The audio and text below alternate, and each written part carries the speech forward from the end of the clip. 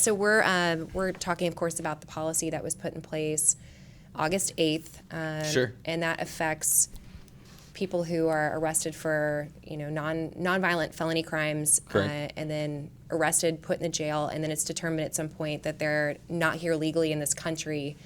Your office has decided not to essentially prosecute those charges. You're either going to dismiss the case or do what's called a no charge. That's And correct. kind of tell me the reason why you decided to put that policy in place. There was an example where we had an individual who was actually incarcerated here in our county for 410 days. It was awaiting a drug analysis, so that way we can go forward. Whenever that happens, DPS has to test the drugs so that way we can prove our case. He sat here for the 410 days, over a year, and it cost the taxpayers $81 a day. So that man alone cost the taxpayers in Nueces County about $33,000. So in an effort, to be prudent and not waste taxpayers' dollars, we no-charged the case, and he went about his way. And we learned today that he was actually deported. And I want to say his name was Richard Ernesto, and it was a case 17FC 4100F, and the no-charge form that was generated and signed by, I want to say, Mr. Manning. Okay. When did that all take place, just to give a little context? This one is dated July 31st of 2018, so he sat in jail 2017 and some days before then. So better part of a year. Yeah, and I don't have any of the details of the arrest. All I know is when we searched his name, he had one case within our system, State of Texas versus Ricardo Ernesto. No priors, no anything. This is the only thing that we have on him. So he had no other contact with our office or any law enforcement agencies throughout DPS whenever we run our criminal search. And you'd be able to see that if he had a history and stuff. Yes. What was the charge again? Resisting arrest? You No, said? this one was possession of a controlled substance. Okay. It was under 4 grams, over 1 gram. So when you think of grams, think of sweet and low. Sweet and low packets is what we like to make an example as a gram. And so he had less than 4 sweet and lows and more than 1 sweet and low. And he cost us $33,000 because of the crime that he committed. And it was a state jail. So the max he could have got was 24 months. So he had time served just from us anyways. Okay. So in that situation, it seemed like a good idea to go ahead and, was it no charged? It was actually no charge. That's correct. Okay. And that happened before the policy went in place. Is that really what prompted this policy? Yes. So it was brought to our attention that we have jail meetings, right? Like I want to say our longest individual we have here is Arturo Garza, who has been here since 2015, awaiting the capital punishment, the capital murder charge, which we are picking a jury in right now. And so every month we have these in-jail meetings to see, okay, this guy has been here 1,000 days. That's a long time. 900 days, 600 days, 400 days. What's the issue? Why is he still in our jail? Because it burdens the taxpayer. And so when we found out that it was awaiting analysis, then we made the decision that, his case should be no charge so they can deport him. If we didn't feel that he was going to get deported or he didn't have an ICE detainer, we wouldn't have no charged the case. And that's for a third degree felony amount of, a controlled substance. So nonviolent felonies, we're talking burglary, possession of drugs, any amount. It's mostly all drug cases. And the reason they take so long and someone's going to sit in jail for 400 days is because we're waiting analysis from DPS. We can't say it's cocaine or methamphetamine or anything else unless we have the actual testing from the DPS lab who's accredited, who we can bring into court and say, hey, this is cocaine, this is what it weighed to be, and it meets our criteria for either state jail, third degree, second, or first. Okay, but it also includes like all nonviolent, just to be clear, right? The language does indicate all nonviolent, but what it means to all my prosecutors and to our office would be the drug cases. I guess we could have specified only drug cases where we're awaiting analysis, but it's typically nonviolent. If they're going to get deported, we want them out of here. And the reason being, we don't want to pay to keep them here for healthcare reasons or just the $81 a day in general. And then there's, the flip side that you and I were talking about earlier, where some people feel like, well, that's kind of a double standard, because if I'm an American citizen and I'm arrested for this, I'm going to have to atone for my crimes. But someone who's here illegally, won't have to in that situation. What do you say to that?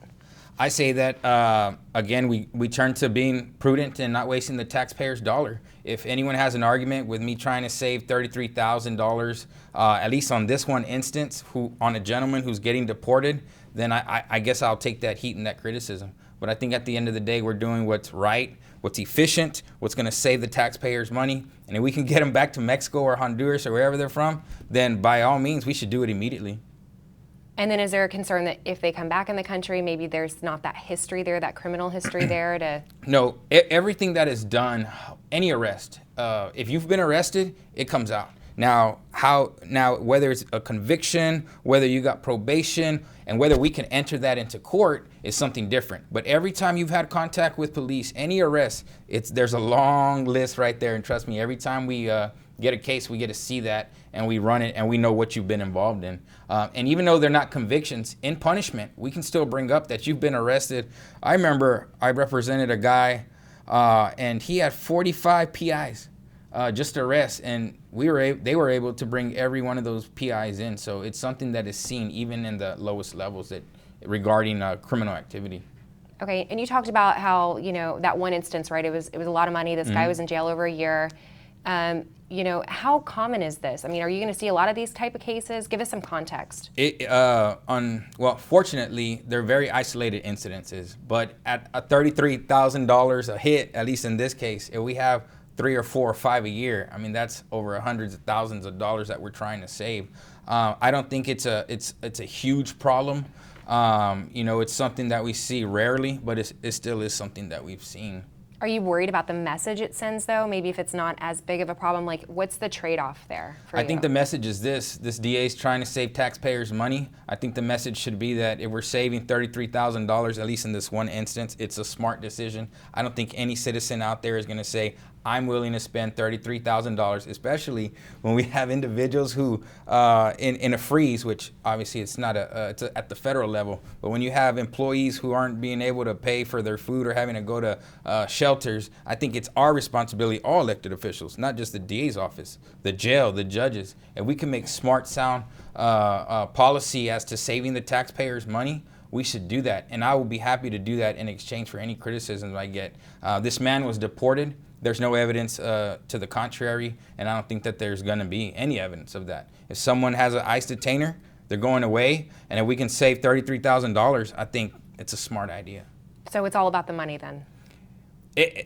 To be honest with you, it's about, at least in this situation, it is about the money. Because unfortunately, the DA's office has a lot of things to consider. Nothing should ever come in the way of justice, right? We shouldn't ever have to use what something cost in a way to either, hold off justice or speed up justice. But in this way, the man was removed from the country, and it cost the taxpayers $33,000. I wish I would have heard about this in the beginning. Maybe it wouldn't have been that much of a burden. So that's all we're trying to do, and that's all the policy was trying to, establish. Okay. What would you say to people who say, like, hey, that doesn't seem fair, that doesn't seem right, like, if I were to do that, I wouldn't be held to the same standard, I'd be held to a different standard? I mean, what would you say to that? I think that the same standard, they're not going to be held to the same standard. They're not going to get deported. They're not going to have an ICE detainer. I would think that they're not here illegally. They're going to get a right to an attorney. They're going to have their day in court, and we're going to see what happens. I could tell you that I don't think individuals that get caught with 4 grams of cocaine, right, 4 sweet and lows, I don't believe they should spend 410 days in jail. I mean, that's just my feeling from a moral standpoint. I don't know, maybe some people do out there think that if you get caught with 4 grams of 4 sweet and lows of cocaine, that you should spend 410 days in jail, being a burden on the taxpayer, being a burden out there, the collateral consequences to your family. Don't have somebody who's working, then, I mean, I'll take that criticism. But that's the message is, let's do what's right. Let's do what's smart. The cases that we deal with, we're just trying to process them and hand out what we think is appropriate. I don't think anybody's going to say, let's waste $33,000 on a guy who doesn't belong here, who we can deport immediately. Fair enough. What about law enforcement? Why didn't you contact them or notify them about this new policy? This policy doesn't affect law enforcement in any single way. People get arrested, they come to jail, they have an ICE detainer. That's for us to find out. It doesn't affect them. They're still doing their jobs. They're still arresting people. It has no bearing on officer safety or anything like that. It's an administrative decision, and it has to do with the jail and keeping people out. I'm sure the sheriff, I would hope the sheriff would agree that, getting people out of the jail that should be deported is probably a smart thing to do. I think from both parties would agree with that. Well, he didn't know about it when I talked to him. He had no idea about the policy. And we didn't, I guess, like I said, I don't think it affects them in any way. As to if we dismiss the case, we get them out. I've learned that every decision or policy, I got to share it with everybody, I guess, because if not, even if they're good or bad sometimes, that people think that I do owe them that, especially the sheriff. I mean, I definitely should have expressed this policy to him, but it wasn't a policy for law enforcement. It was an email that was sent to our office if you were an attorney here. And so I don't know how you guys got it. I don't think you did an open request record, and even on the email it says personal and confidential. If you got this somehow, destroy it or notify us immediately. No one did that in this situation. Yeah, and I don't know who dropped it off. It was literally dropped off kind of thing. And that's, we get a lot of tips all the time, and it's a starting point. Sure. And so that's why I'm here today to ask you about it. I hope it makes sense. It does. I have one more question. Sure, go ahead. For these ICE detainers, when you dismiss a case, the whole reason they're in jail in the first place and have that detainer set is because they committed a crime, they were arrested, they're accused of a crime, right? Sure. And then the ICE detainer's put on them. Once that case is dismissed, what assurances do you have that they're actually going to be deported? I know that they're here in the country illegally. That's how you get an ICE detainer. If you have status, you don't have an ICE detainer. By that alone means their entry into the country was illegal. I assure you the federal government is deporting those people. And if they're not, then that's on them. And if they're not deporting those people, that's within whatever laws or rules that they have that are governed by the federal government. All I'm trying to do is get them back to their country of origin, as long as it's not costing us, Nueces County taxpayer, any money. And what I mean by that is, when the case goes away, then isn't that the basis for them being discovered that they were here illegally? That doesn't, in fact, one doesn't affect the others. Is that what you're saying? I'm not necessarily saying that, but what I'm saying is they have a detainer because of an illegal entry, right? That's the crime that they've committed, as well as whatever they've committed. You cannot come into the country unless you have documentation, whether you've overstayed a visa, whether you've, dug a tunnel or jumped over a fence, whatever the case may be. But you being in the country is illegal and is a federal offense. And so that alone is enough for deportation. Now, what the federal government decides to do about that, that's like them trying to tell me what I should do about these cases. They're two separate entities, and I'll leave that up to them, so that way they can do what they feel is appropriate in each of those cases. If those individuals don't get deported, that should rest solely on whatever they're doing or their criteria. Maybe he shouldn't get deported. I don't know. But what I do know is I don't want to spend $33,000 keeping him in our jail if he's going to go back to Mexico or Honduras or wherever that may be. Yeah, I mean, if this was, it surprises me that, I know you're typical to hold press conferences. I know you've done that Sure. in the past. Why not hold a press conference with the sheriff on this, talking about how much money you're saving? I mean, why wasn't that done at the time? I don't know. We've been in trial for 6 murders in a row. I mean, if you've seen this goes back to August. Yeah, and 6 weeks ago, that was it's probably 4, 12, 16 weeks ago. I don't know, sometimes we see a problem and we want to fix it and move on. We got so much stuff to do.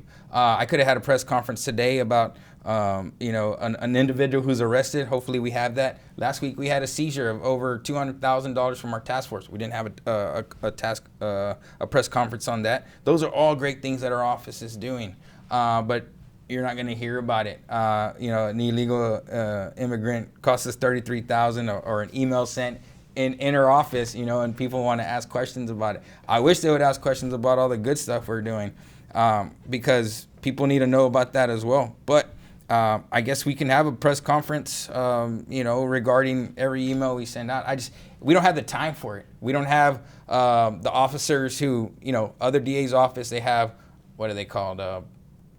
public information officers, and that's their sole job.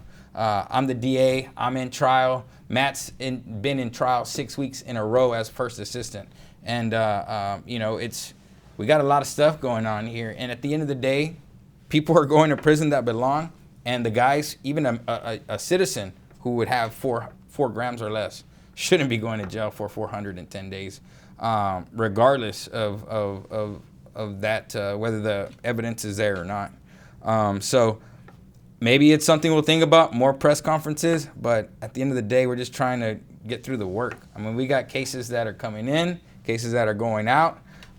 It's like the mail around here, and we're just trying to do what's right and get the cases. But I'll tell you this, we're not getting not guilties a lot. And I think we're doing what's right by saving the taxpayer money. I mean, I could go on and on. And you were explaining earlier you weren't sure how many cases had been affected by this policy. Do you know yet? I don't know that number. It could be maybe 2, 3, 4, 5, but I wouldn't say it's more than that. And maybe that's why there's no need to shout it from everywhere, because it doesn't affect everybody. You know, it affects a handful. You know, there are things we need to be vocal about. I don't know if this was that issue, but I could see how the narrative can be spent that, oh, Mark Gonzalez decriminalizing again. He wants to not hold people accountable. If you're not a citizen, your case is dismissed, even though you're going to get deported. And if you're a citizen, he's going to go forward on your case. I could see how people who want to spend that narrative can spend it. I mean, it's there. But the narrative I hope that would be spent is, man, Mark Gonzalez saved $33,000 on a guy who got sent to Mexico anyways? Wow. Why doesn't he do that all the time? Well, now we're doing it all the time. So I don't know. I would challenge someone to say that that's not a good idea. And I don't think anybody with, as I said before, 4 grams or 4 sweetened loaves of cocaine or meth or anything should spend 410 days away from their family, especially if they have a health or mental issue or mental concern, not really a criminal one. But hey, I'm your liberal DA. That's all my questions. Were you able to get a 2-shot or anything like that? Okay. No, because I'm all mic'd up. He'll just get a shot of us talking. Sure.